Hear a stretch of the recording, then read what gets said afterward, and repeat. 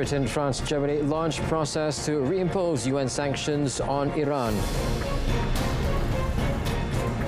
Russian strikes kill at least 23, damage EU's office.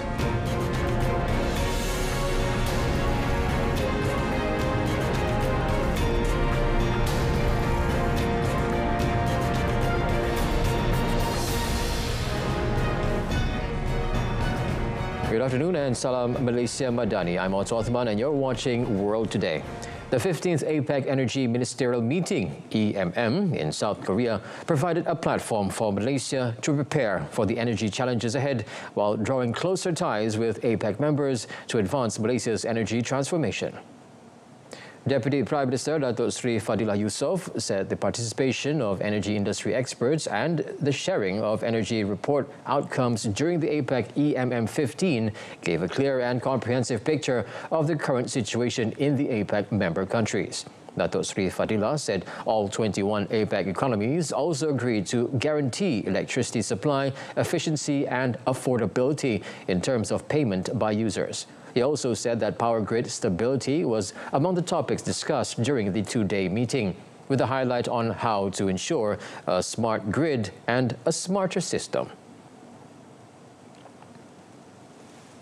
Thousands of workers gathered for nationwide protests across Indonesia, coming together in Jakarta and other big cities to call for improved welfare, a halt to outsourcing and mass layoffs, and changes to labor policies. Now, it was the second protest at the House of Representatives this week. Protests was organized by the Labour Party and major unions, including the Indonesian Trade Union Confederation, led by Said Iqbal.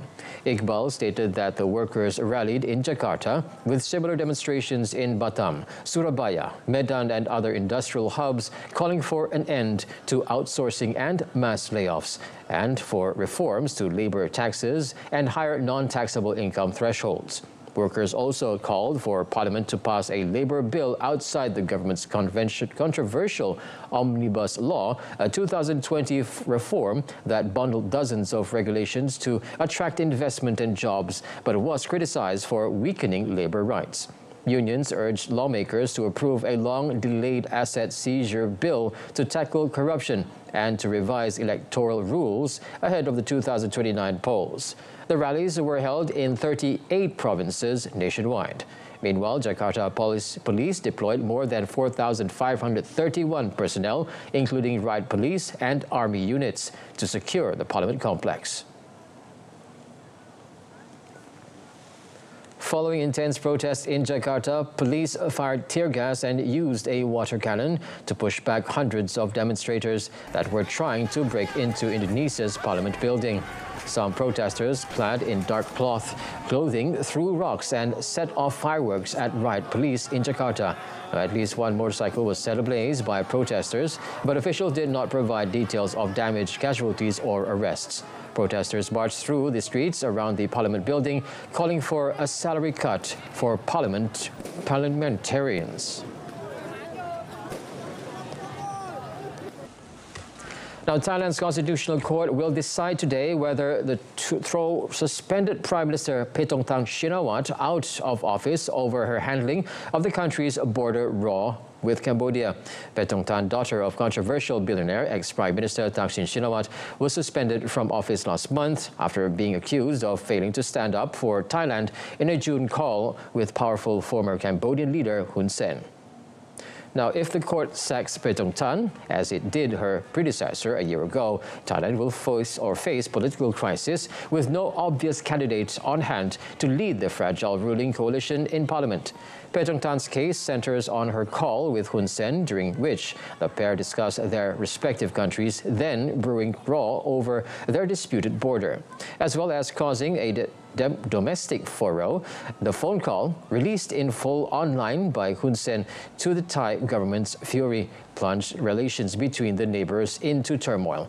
Now, Thai politics has been driven for 2 decades by a battle between the conservative, pro-military, pro-royalists elite and Shinawatra clan, whom they consider a threat to the kingdom's traditional social order. Tan is the sixth prime minister from the political movement founded by her father to face judgment by the Constitutional Court. Up to now, only one, Thaksin himself, has survived. The rest were all thrown out for reasons varying from vote buying to appearing on a cookery TV show. If Tan is ousted, the kingdom faces political paralysis with no obvious candidate to take over her role. Britain, France and Germany launched a 30-day process to reimpose UN sanctions on Iran over its nuclear program on Thursday. The trio, known as E3, has acted on accusations Iran has failed to abide by a 2015 deal with world powers that aim to prevent it from developing a nuclear weapon. Iran said Thursday the decision by European powers to trigger a mechanism reimposing sanctions would undermine Tehran's cooperation with the United Nations nuclear watchdog. The move took place just days after Iranian and European diplomats held talks in Geneva. In an earlier phone call with his European counterparts, Foreign Minister Abbas Araghchi said Tehran would respond appropriately to this illegal and unjustified action. Now, he called on the three countries to appropriately correct this wrong decision in the coming days. While Araghchi did not specify what measures Iran might take, Tehran has previously warned that such a move could lead to the exclusion of the European powers from any future negotiations on Iran's nuclear program. United Nations Secretary General Antonio Guterres said Israel's expanded military operation in Gaza City will have devastating consequences. He also said UN-led humanitarian efforts in the Palestinian enclave were being blocked, delayed and denied, and people are dying from hunger was the result of deliberate decisions that defy basic humanity. I know so many of the reporters here, along with us, have lost their colleagues. These attacks are part of an endless catalogue of horrors. There must be accountability. Gaza is piled with rubble, piled with bodies, and piled with examples of what may be serious violations of international law. Hostages taken by Hamas and other groups must be released, and the atrocious treatment they have been forced to endure must stop. Civilians must be protected. And let's be clear, the levels of death and destruction in Gaza are without parallel in recent times. Famine is no longer a looming possibility. It's a present-day catastrophe. People are dying from hunger. Families are being torn apart by displacement and despair. Gaza Civil Defense Agency said Israel's strikes and gunfire killed at least 40 people across the territory on Thursday, including 6 shot while waiting for aid in the south. The UN declared a famine in Gaza governorate last week, blaming systematic obstruction by Israel of humanitarian and aid deliveries. Now, Israel has severely restricted the aid allowed into Gaza and at times completely cut it off during its offensive against Hamas. The war has at least claimed 62,966 Palestinians' lives, with most of them civilians. Russian missiles and drones ripped through apartment blocks in the Kyiv, Ukraine, killing at least 23 people, including 4 children. Authorities stated that this attack undermines peace efforts, as warned by the United States. Russia has rained down aerial strikes on Ukraine cities despite U.S. President Donald Trump's push for a ceasefire, and even as Moscow talks up the importance of ending the war launched by its full-scale invasion in February 2022. The attack, one of the deadliest on Kyiv, blasted a 5-story crater in one apartment block, ripping the building in two. Meanwhile, the White House said that President Donald Trump was not happy when he learned that Russia attacked Ukraine with missiles and drones overnight.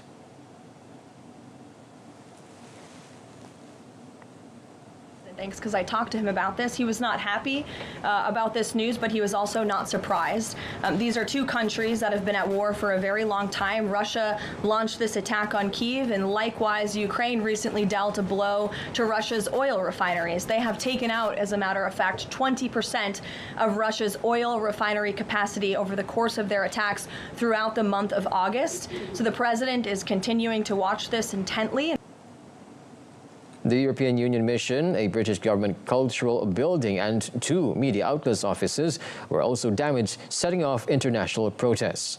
Ukraine's Air Force said Moscow fired 629 drones at missiles that would make it the second largest overnight barrage of the war. Brazil is considering retaliatory trade measures against the United States, including tariffs, after President Donald Trump imposed 50% levies on a range of Brazilian imports. President Luiz Inácio Lula da Silva gave his approval for a study of which retaliatory actions Brazil could take for the punishment imposed by Trump. The Ministry of Trade and Industry will have 30 days to determine whether the U.S. tariffs fall under a recent economic reciprocatory law. Now, if they do, a group of experts will impose or propose countermeasures, which could include reciprocal tariffs, a diplomatic source said. Now, the Brazilian government will formally notify the United States on the Friday if its decision to examine possible reprisals. Now, the economic reciprocity law, adopted in April, allows the government to take countermeasures against the countries that unilaterally act to harm Brazil's competitiveness. Now, the measures include suspending trade concessions, investments, or intellectual property agreements. They are intended as actions of last resort in the event that negotiations with the other country or trading bloc fail. Algerian President Abdelmadjid Tebboune on Thursday removed his Prime Minister Nadir Laboui. Laboui, a former lawyer, held the post since November 2023, following a diplomatic career that saw him represent Algeria as ambassador to several countries, as well as to the United Nations. His absence from a recent meeting to discuss a bus accident that had killed 18 people in the North African country has drawn attention and criticism on social media. The presidency statement said the industry minister Sefe Greb was appointed interim prime minister. Greb, who will keep his ministerial portfolio, has served in various senior positions, including as board chairman at the Algerian Qatari Steel Company. The gas-producing North African country, which is an energy supplier for several European countries, has been seen as politically stable in recent years.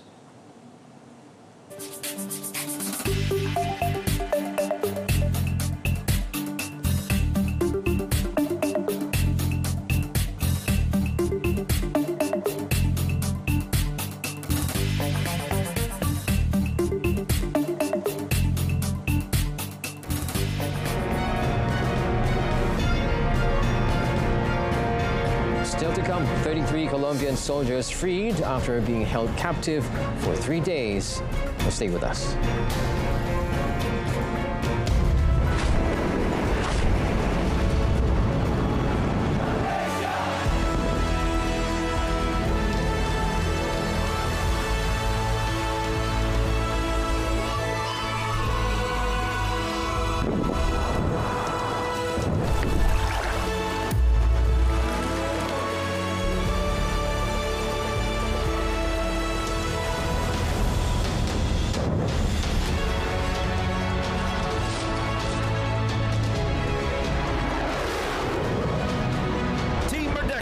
Full throttle.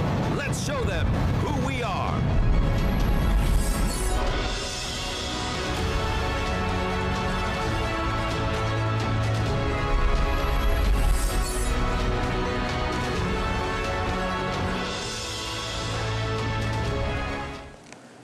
The gunman who killed 2 children and injured 18 others in Minneapolis was obsessed with targeting children and left behind writings detailing his hatred and admiration for notorious school shooters. U.S. Acting Attorney General for Minnesota, Joseph Thompson, described this shooter's motive as deeply troubling.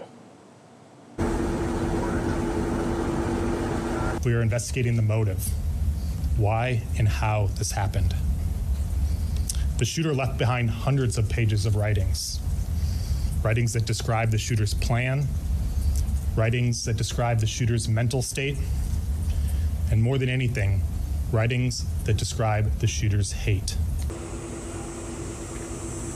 The gunman, armed with a rifle, pistol and shotgun, fired through stained glass windows at students from an uninitiated Catholic school during a mass celebrating the new school year. Now, he was later found dead from a self-inflicted gunshot wound. Investigators confirmed the shooter had ties to the church and school, having attended mass there previously and with mother having been employed by the parish. Injuries from the attack ranged from minor to life-threatening, including a critically injured child.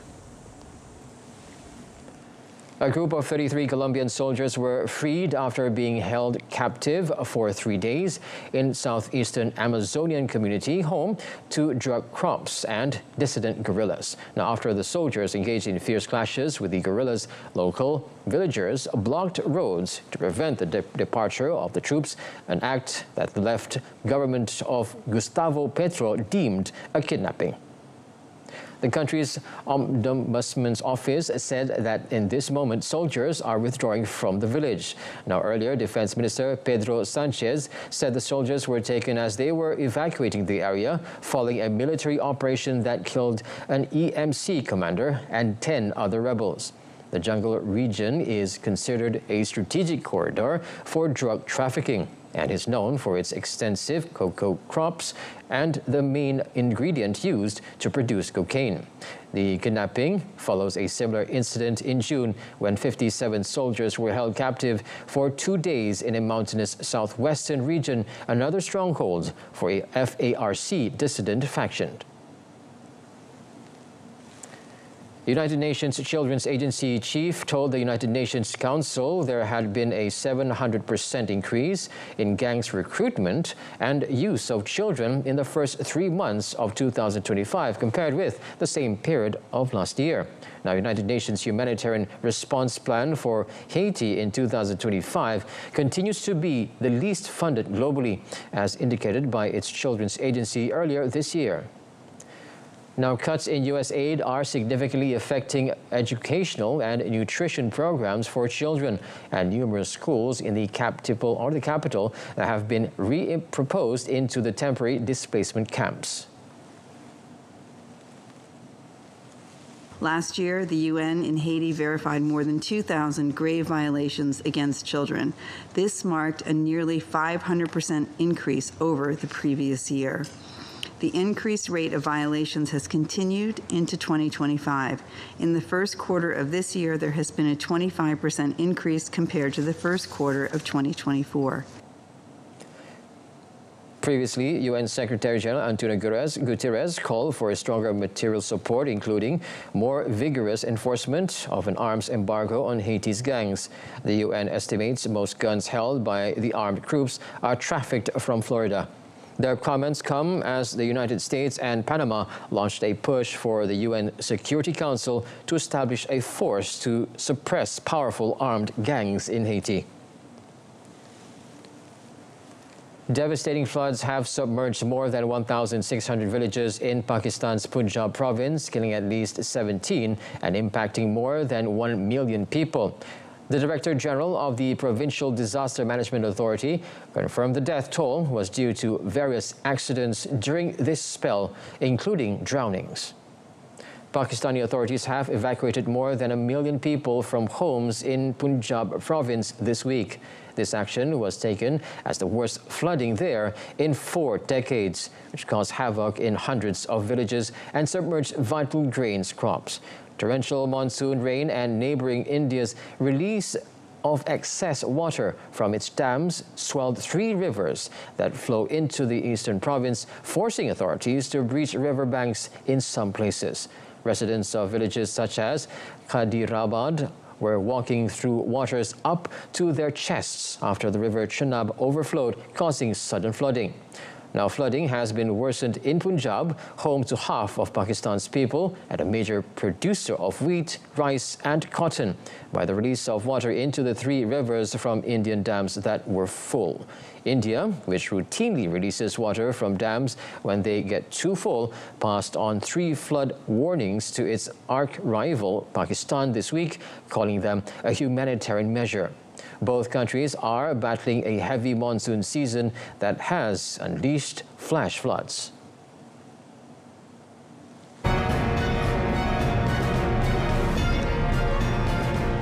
Up next in sports, good day for a national camp in BWF World Championships, so stay with us.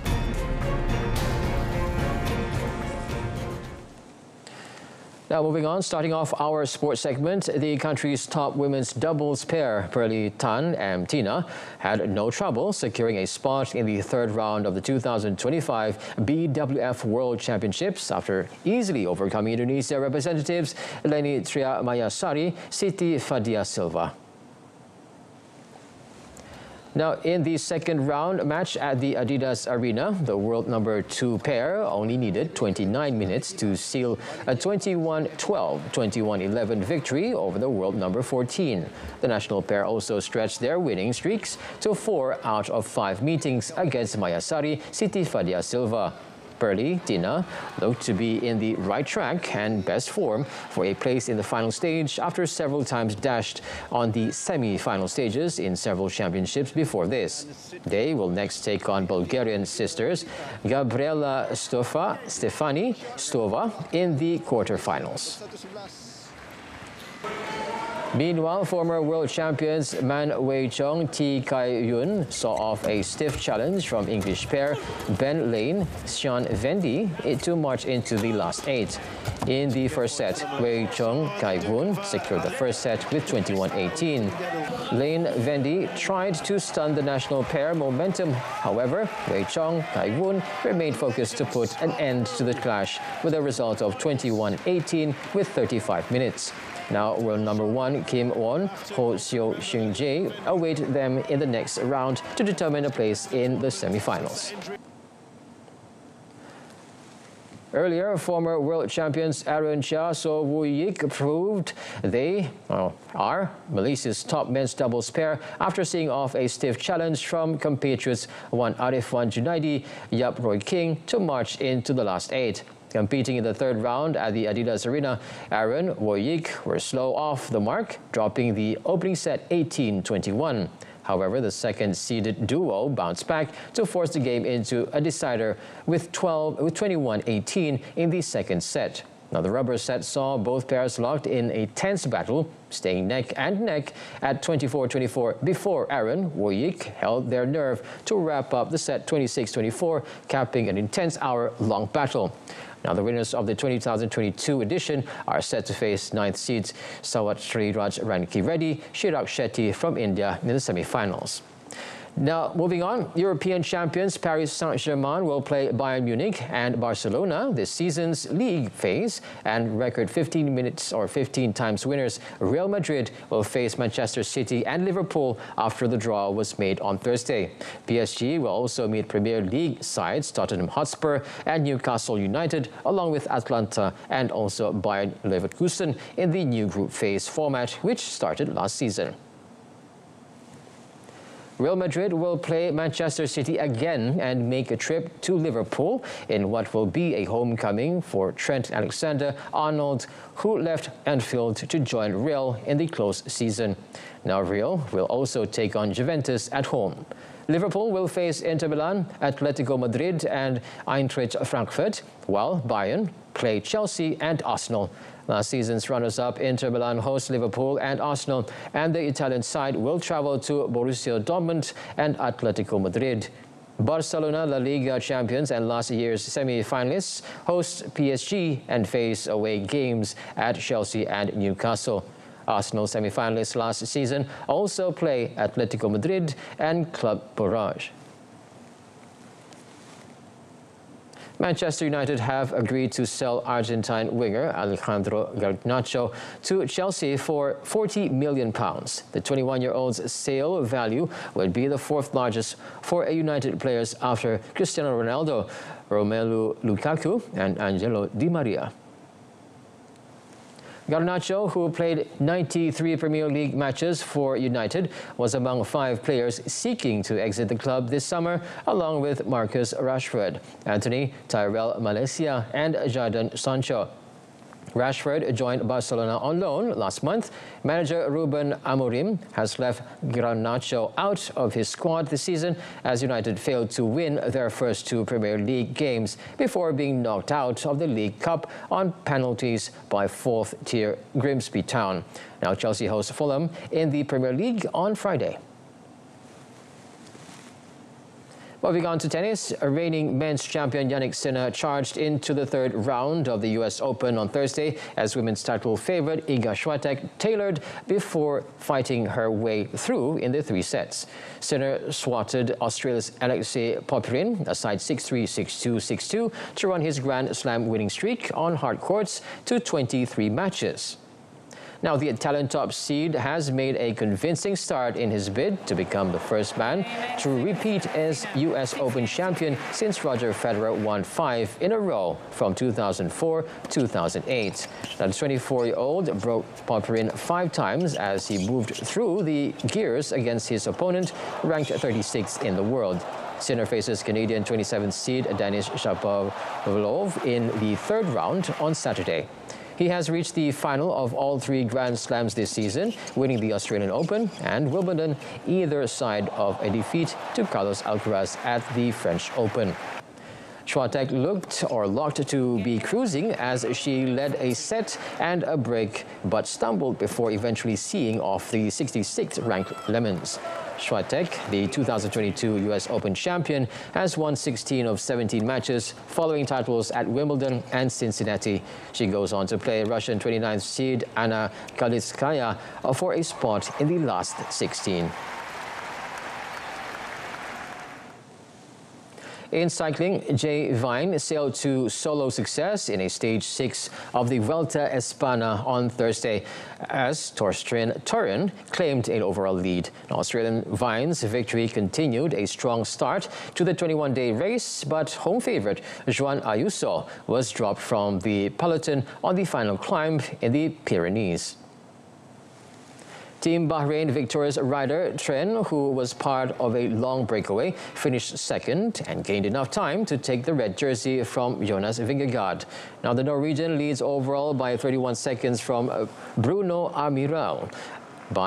Norwegian Bruno Amiral with Vesa Lies bikes Vingegaard 5th, 2.5 minutes behind. Now it was a rain-hit stage running 170 kilometers from Olot in Spain's northeast to Pal in Andorra, the 4th country to host this edition of the race following the opening stages in Italy and France. Part of the break, which the peloton allowed to escape down the road, Vine pulled away ahead of the final climb up to Pal. Train followed and ultimately came in 54 seconds behind the Australian, who celebrated his 3rd career Vuelta stage victory. Team UAE's Ayuso came in overall 7 minutes behind the favourites, likely ending his hopes of general classification victory. On Friday, riders face more mountainous on a 188-kilometer run from Andorra la Vella to Celier in the Spanish province of Huesca. And that wraps up World Today. In our top story, Britain, France, Germany launch process to reimpose UN sanctions on Iran. Tune in to Malaysia tonight, coming up at 8:30 p.m. on TV1 and saluran Berita RTM, or you can stream us live on RTM Click's website and mobile app. Till then, I'm Otto Othman, Malaysia Madani, Rakyat Disantuni. Thanks for watching.